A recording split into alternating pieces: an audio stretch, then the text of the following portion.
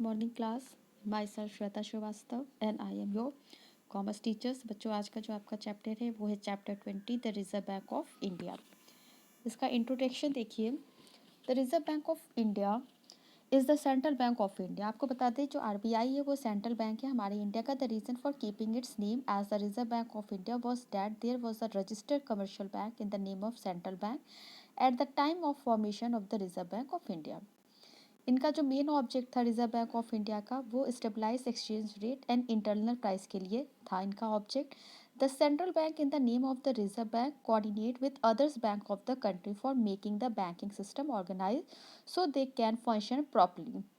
ये जो कंट्रीज़ के और भी बैंक होते हैं उनके साथ कोऑर्डिनेट करता है और साथ में मिलकर काम करता है। The Reserve Bank of India is an institution which control the monetary banking. ये एक ऐसा इंस्टीट्यूशन है जो मॉनेटरी बैंकिंग को कंट्रोल करता है और क्रेडिट स्ट्रक्चर जो भी हमारी कंट्री का है उसको इकोनॉमिक्स डेवलपमेंट के लिए यूज़ करता है। Reserve Bank is not a profit making organisation. ये एक प्रॉफिट कमाने वाली संस्था नहीं है, but regulate the monetary system for he benefit the country. ये एक ऐसा है कि जो मॉनेटरी सिस्टम को कंट्रोल करता है जिससे हमारी कंट्री को बेनिफिट होता है। Economics development of country depend upon the effective control of money and credits. हमारी कंट्री का विकास तभी हो सकता है जबकि हमारी मनी और क्रेडिट पे प्रॉपर तरीके का कंट्रोल हो।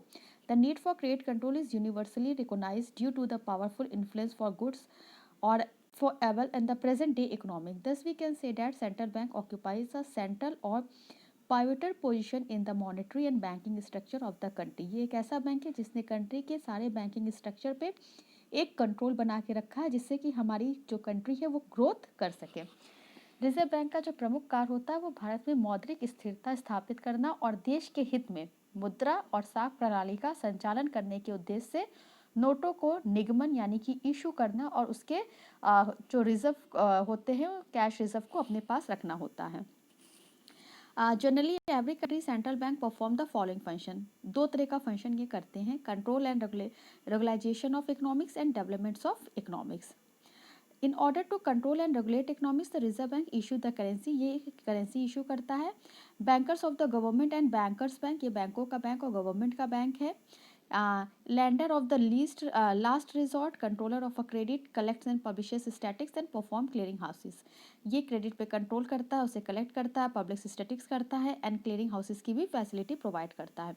फॉर द डेवलपमेंट, यदि डेवलपमेंट की तरफ से देखते हैं तो central bank perform two kinds of function. Firstly the central bank in the name of Reserve bank create credits. इसका नाम रिजर्व बैंक इसलिए रखा गया कि ये क्रेडिट्स कर सके and provide educate money for the development work of the country, और कंट्री को डेवलपमेंट के लिए पैसे दे सके।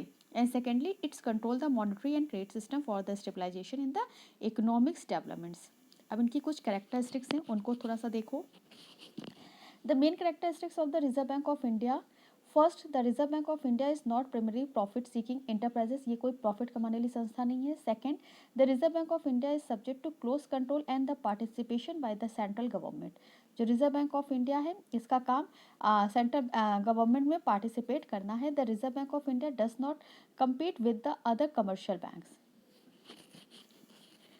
इसके अलावा जो आपके रिजर्व बैंक ऑफ इंडिया है, इसका जो उद्देश्य है वो प्रॉफिट कमाना नहीं होता है, बल्कि ये एक ऐसा ऑर्गेनाइजेशन है जिसके द्वारा हमारी कंट्री को बेनिफिट होता है। कंट्री मतलब गेन करती है प्रॉफिट को, और इसके जो ओनर होते हैं रिजर्व बैंक ऑफ इंडिया के, वो dividend which is to be paid the share holder is the fixed by the law. जो भी लॉ में इनके लिए नियम कानून होते हैं उसी के अकॉर्डिंग ये सारे काम को करते हैं। The government has given some special privileges to the central bank for executing इस फंक्शन प्रॉपरली। कुछ इनको कमर्शियल बैंक की तरफ मतलब कुछ फंक्शन इनको परफॉर्म करने पड़ते हैं। The following are the special privileges which any others commercial bank does not have.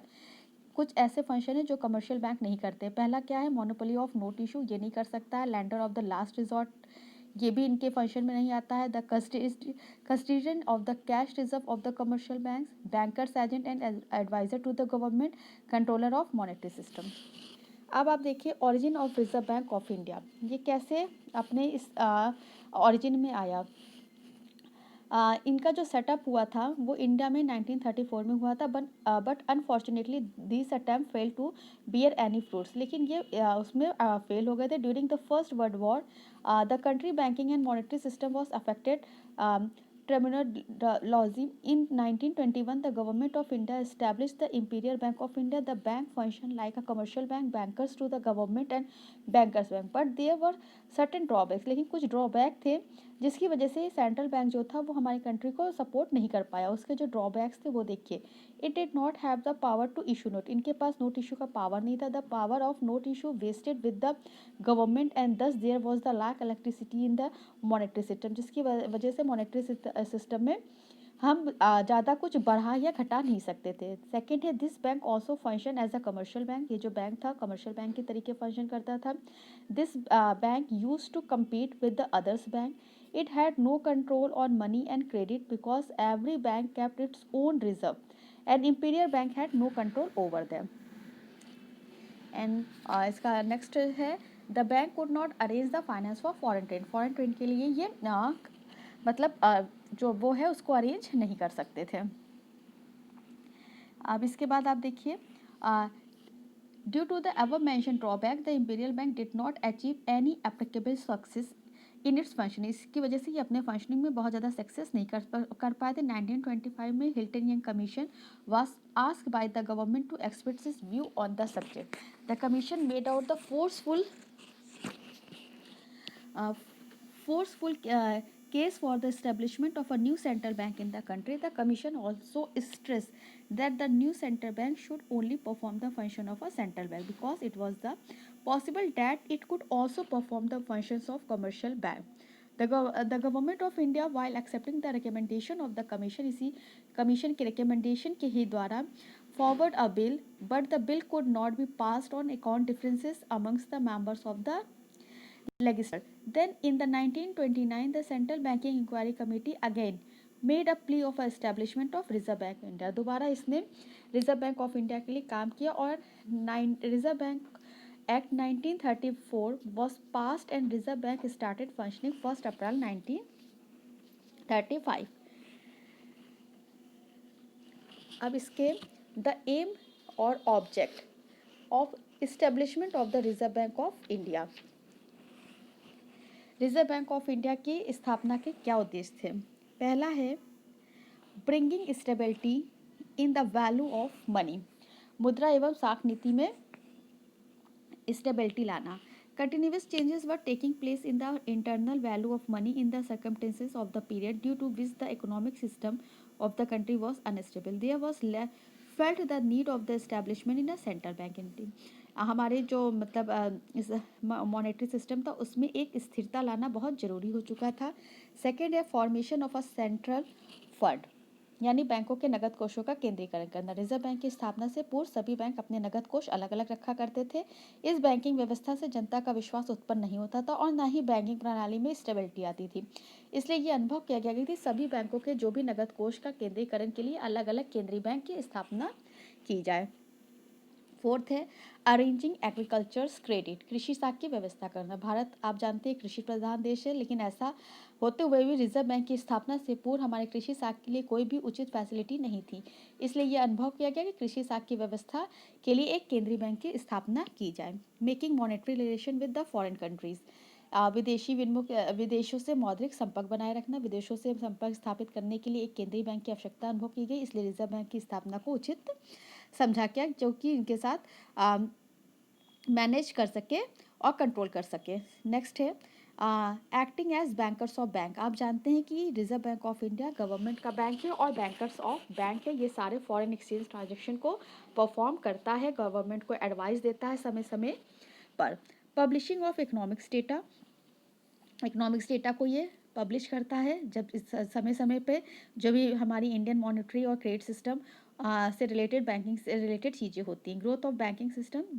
There was felt of the need of a central banking machinery as would give a proper direction to the Indian system of banking. And next है establishment and growth of the cooperative bank.